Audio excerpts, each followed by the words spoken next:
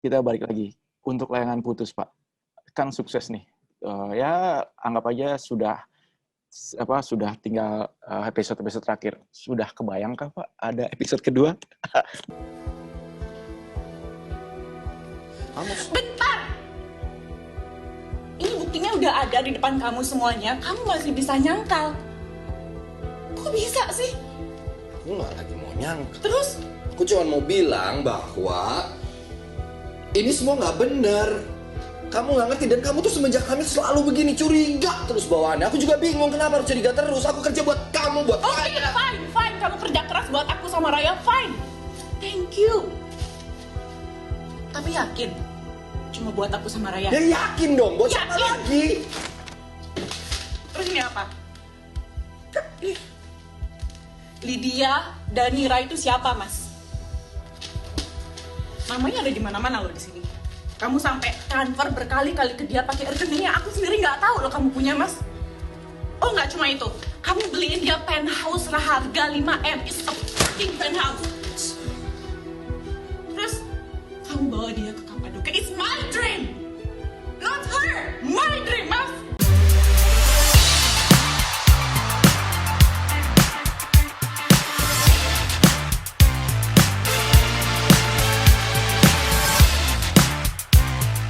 Oke. Selamat pagi, Pak Manoj. Apa kabar? Baik, apa kabar? Sehat-sehat selalu, Pak Manoj. Ya. Oke, semua? Oke, aman. Bisa dilanjut? Iya, boleh. Oke, selamat siang di Indonesia dan selamat pagi dari Los Angeles, Pak Manoj. Kembali lagi di sini saya Supri Bintang. Selamat malam di Los Angeles. Ini udah jam 11 malam. Oh, jam 11 malam ternyata di Los Angeles. Bedanya jarak sekitar hampir 15 jam. Ya. 15. Sobat Bintang, kali ini kita kedatangan tamu spesial dari CEO MD Entertainment, Pak Manoj Punjabi. Kali ini kita mau membahas soal yang sedang viral. Salah satunya layangan putus yang trending di web series ini. Kita langsung ke Pak Manoj aja nih. Pak Manoj Punjabi. Kemarin kami Tabel Bintang berkesempatan wawancara dengan pihak WTV. Nah, kami ingin meminta courtesy dari Pak MD Picture sebagai tim produksinya. Nah, Pak Manoj menyikapi layangan putus yang saat ini trending di media sosial dan di berbagai platform digital lainnya, itu bagaimana, Pak? Mungkin Pak Manoj mau menanggapi secara luas mungkin. Ya, kalau saya lihat gini ya, ini jadi trending di mana-mana. Ya, ini sudah waktunya. Memang saya percaya bahwa kalau produk yang bagus pasti diterimalah oleh masyarakat. Karena masyarakat butuh konten yang menarik, yang bagus, yang berkualitas, ya, yang ada value-nya. Kalau masalah di OTT, orang nggak sangka OTT akan sebesar apa. Dan ini belum apa-apa. Kelebihan OTT adalah itu masa depan, bisa nonton kapan saja, di mana saja, gadget apapun. Kan over the top, ya. Jadi bisa di handphone, bisa dengan, kalau udah rilis hari itu, kapan saja mau nonton bisa, mau berulang kali nonton bisa. Kalau free to air, itu kan linear ya. Jam 6 sore ya jam 6 sore nontonnya. Udah, ya. Dan ini berkembang, dan saya lihat layangan putus dan kelebihan OTT itu adalah bisa kemana-mana, bisa ke dunia. Jadi OTT itu ada, VTV itu ada di seluruh dunia, ya, jadi jangkauannya dapat gitu. Penonton di Amerika, penonton di Eropa, mau di Singapura, Malaysia, Hong Kong, di mana aja. Bayangkan yang orang Indonesia tinggal di luar negeri, mereka mau nonton konten lokal. Sekarang kan bisa nonton, mungkin Dubes AS kan mungkin Pak Rosan sama istrinya itu nonton juga komen ke kita. Jadi ini sampai kemana-mana. Benar, istrinya komen ke istri saya bahwa, aduh kita nonton, saya nonton, maksudnya Ayunya nonton, bagus. Jadi bayangkan konten ini udah kemana-mana, ya. Itu karena OTT satu. Kalau kita jualannya di TV kan nggak bisa. Kita harus jual ke setiap negara, nggak mudah. Itu satu kelebihan. Dan saya lihat Layangan Putus adalah, saya nggak bingung kalau ini yang meledak. Karena saya lagi nunggu juga series apa yang tepat, ya kapan. Jadi kalau lihat sebesar ini, saya sudah bayangkan ini akan terjadi. Itu yang menariknya. Jadi dan percaya ya, ini belum apa-apa. Nanti akan jadi lebih besar lagi. Bukan Layangan Putusnya udah besar, konten lebih banyak lagi. Jadi Indonesia tuh paradigmnya cara membuat entertainment bakal berubah. Memang kalau OTT ini tidak terbatas ruang dan waktu ya Pak ya? Enggak dong, OTT kan bisa nonton kapan saja. Betul. Kita rilis jam 6 sore tiap Jumat, ya mau nonton jam 7, 1 minggu kemudian, mau binge watching, mau nonton sekaligus 5 episode, kalau udah ada. Sekarang orang yang belum nonton Layangan Putus, dia langsung satu hari bisa nonton 9 episode. Nunggu besok udah 10 episode. Pak Manoj, kita kembali ke awal, kan Layangan Putus juga mungkin Pak Manoj sudah bisa membayangkan, wah ini bakalan besar, dan ternyata terbukti. Nah, pertanyaan, berapa lama dan seberapa detail sih Pak ketika proses produksi itu Pak? Aduh Pak, sangat detail ya. Saya itu sama tim, dengan penulisnya, dengan tim kreatif MD, itu kita bolak-balik tuh sedetail-detail mungkin. Cerita saya dari ceritanya, kita udah tahu, oke, udah dapat 2 lembar cerita. Saya, enggak, ini gini. Robah karakternya begini, dia harus begini. Jadi kita debat dari cerita. Nanti script udah jadi, saya masuk lagi, kita bahas lagi, mau kemana. Saya lihat ini karakter, saya udah berapa kali saya komen, tanya aja penulisnya, tanya aja semua yang di MD yang ikut, bahwa ini harus realita. Ini supaya perempuan nonton bisa merasakan. Saya ini Layangan Putus, saya bikin tuh dari point of view, apa ya, istilahnya suara perempuan yang saya pengen bangun. Perempuan jadi hero di sini. Saya mau perempuan supaya nggak ditindas, jangan merasa dirinya rendah, jangan terima. Ada caranya keluar. Kita harus lebih confident. Jadi ini semua tuh dan realita banget dari kejadian nyata, ceritanya udah nyata, jadi membantu. Sehari-hari ceritanya tuh yang relatable. Banyak teman, banyak saudara, banyak ini cerita yang kita dengar. Biasa perempuan kayak apa, kalau ketemu sama perempuan ngobrolnya gimana. Ini kan psikologisnya jalan.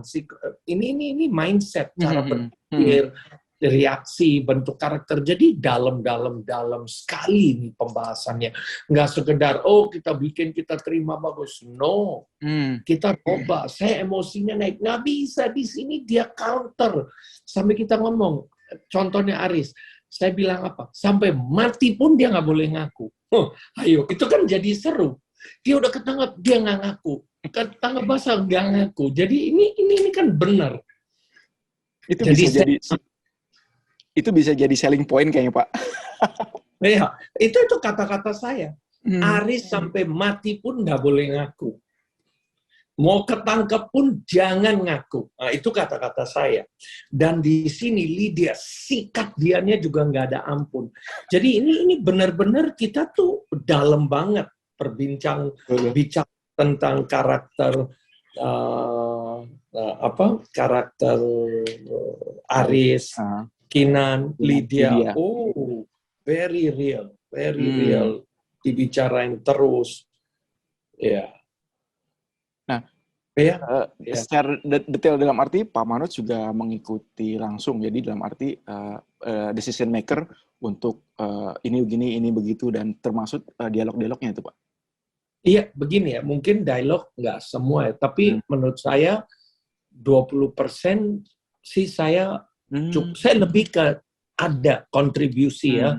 Tapi kalau screenplay itu saya sangat involved. Dari sini ke sini, dari sini ke sini. Kalau dialognya penulisnya udah jago, saya nggak perlu terlalu ini. Kadang kalau cerita kan bukan yang nggak jago, pintar, semua punya tim. Saya punya tim yang kuat, tapi saya pengen lebih real. Jadi supaya saya challenge mereka. Dari sini ke sini dong, ini dong bikinnya.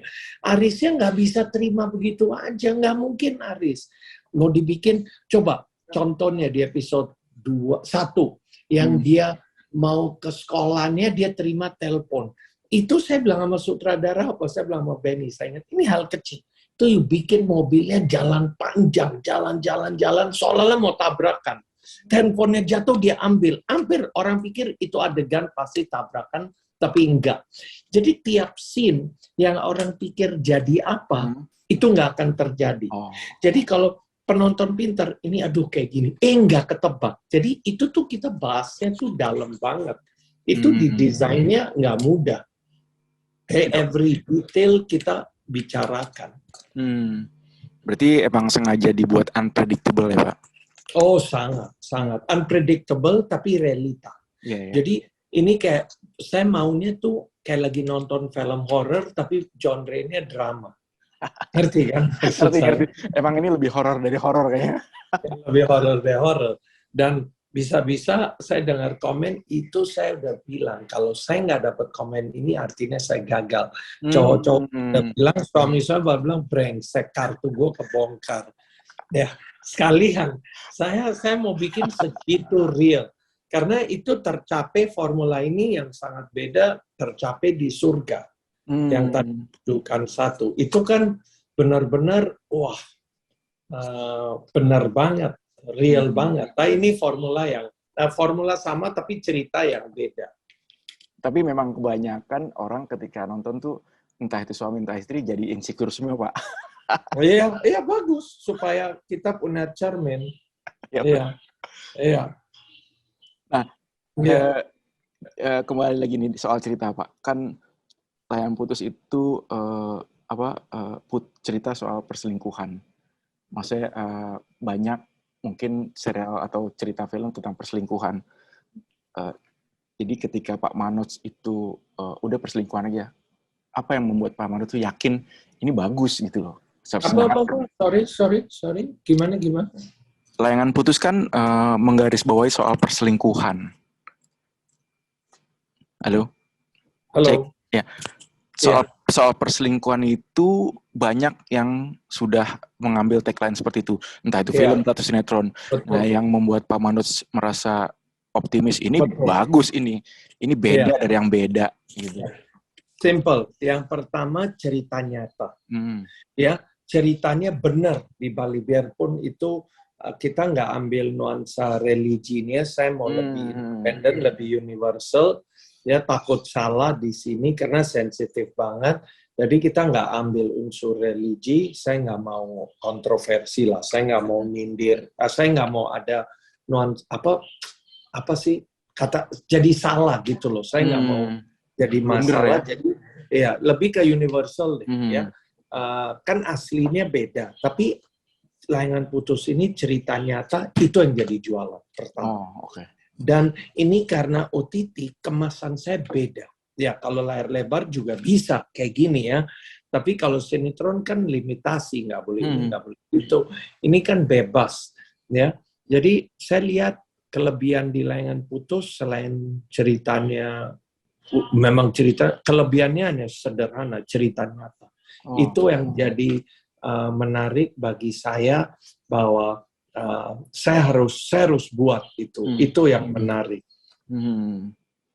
Terus soal pemilihan peran Pak, mungkin ya sebagian penonton atau sebagian penggemar Layangan Putus tuh merasa ini pemilihan karakternya cocok sekali, seperti Reza Rardian sebagai Aris, terus Putri Marino sebagai Kinan itu dianggap warganet itu sangat cocok.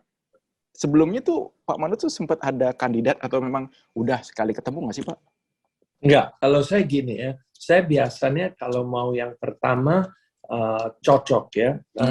Awalnya waktu Reza, kita kepikir Reza, karena di sini Aris ini kan kalau hanya poligami itu muka Fedi Nuril ya.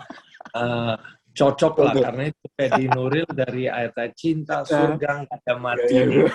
Ya, tapi kalau ini bukan muka Fedi Nuril, bisa, tapi lebih cocok kalau Reza mukanya pemainnya dia bisa bolak-balik beda lah, ya personality Reza. Jadi saya dari awal udah bayangkan Reza. Hebatnya waktu saya Aris tanya Reza, dia langsung bilang saya mau. Film dia mau. Dia nggak baca skrip, dia bilang itu saya tertarik. Dengan cerita saya tertarik. Waktu saya bilang mau di series, oke, dia tertarik tanpa kedap-kedip sekali, nggak ragu juga satu. Serunya waktu Lydia, waktu saya dipropose Anya, saya sangat tertarik. Yes, harus dia. Ya, kita propose, dia tertarik juga. Waktu Kinan, Putri Marino, menariknya lagi ngobrol sama Reza. Saya bilang Kinan, dia bilang kenapa nggak Putri Marino? Saya bilang, jadi itu ide dari Reza ke saya. Yang bilang Putri Marino. Jadi menarik dari sana. Ya udah, akhirnya saya dapat semua yang saya mau. Dan kebetulan mereka tuh matching, Pak. Ngeklik sekali. Iya. Matching. Dan saya juga mau Putri, dia muda. Jadi itu pas sekali ya. Menarik sekali. Iya, itu bayangan saya. Oke, ini kan Layangan Putus tuh sekarang meledak, Pak. Dalam arti sudah diterima mungkin di kalangan yang lebih remaja dan dewasa. Tapi yang paling gregetan tuh mungkin ibu-ibu, Pak. Nah, dari pihak MD sendiri ada nggak antisipasi yang mungkin dalam arti tidak dimusuhin gitu oleh ini, kenapa sih kok bikinnya tuh kayak gini gitu, yang benar-benar ngebayangin ini bisa terjadi sama suami saya gitu loh. Iya, gini, saya kan nggak ambil, ini kan cerita asli, inspirasi dari cerita-cerita yang saya dengar dari keliling saya, dari tanah ya, terus penulisnya juga punya eksperimen, dia punya pengalaman.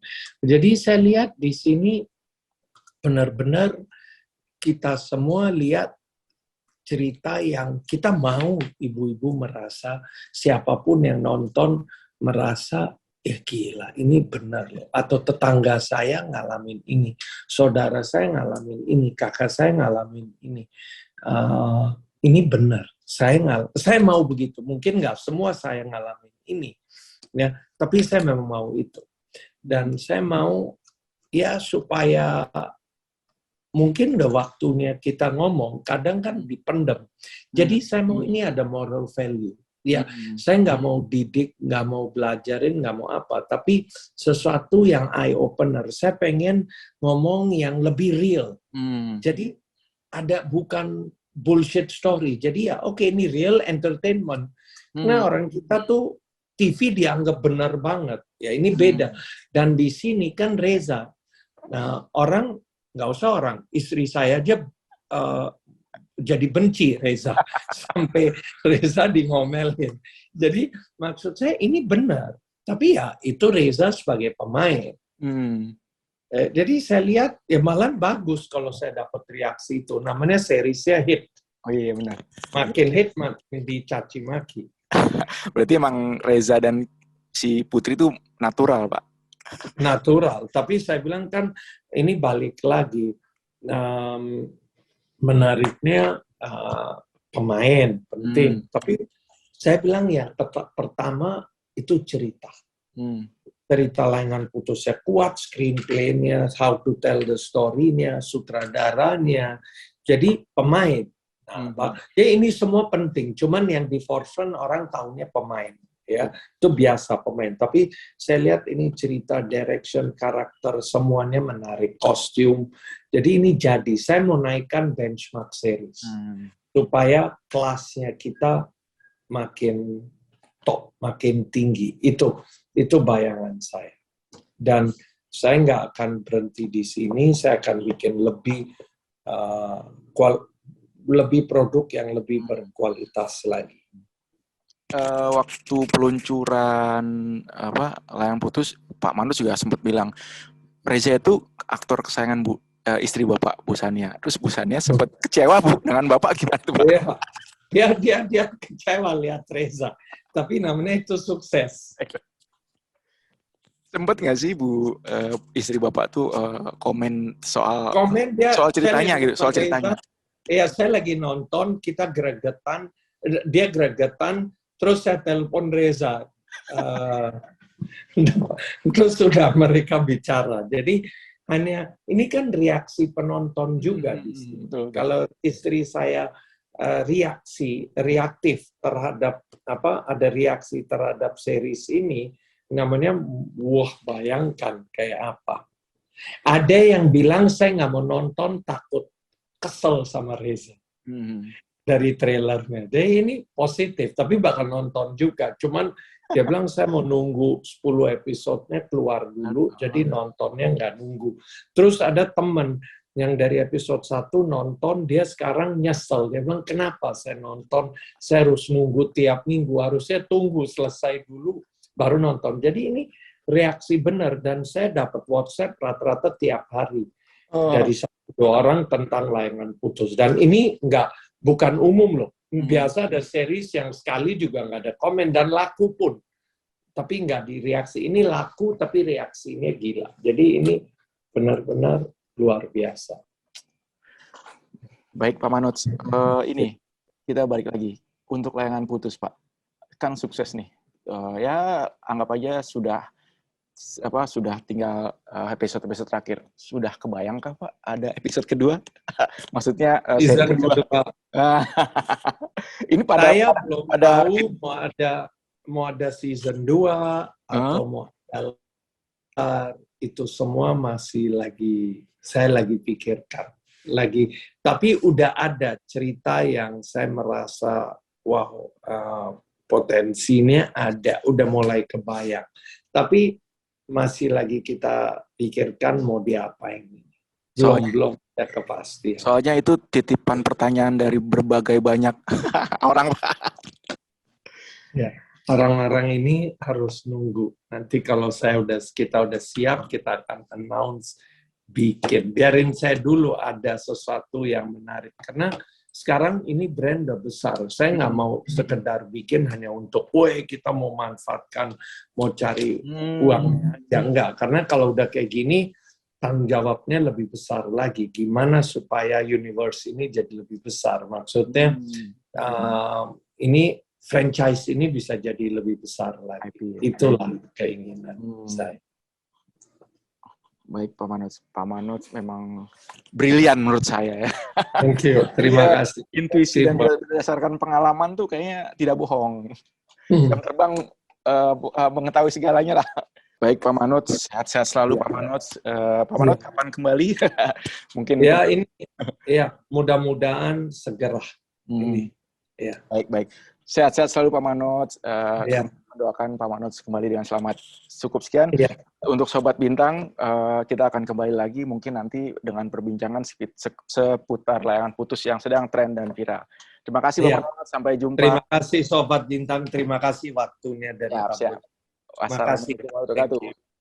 Terima kasih. Oke.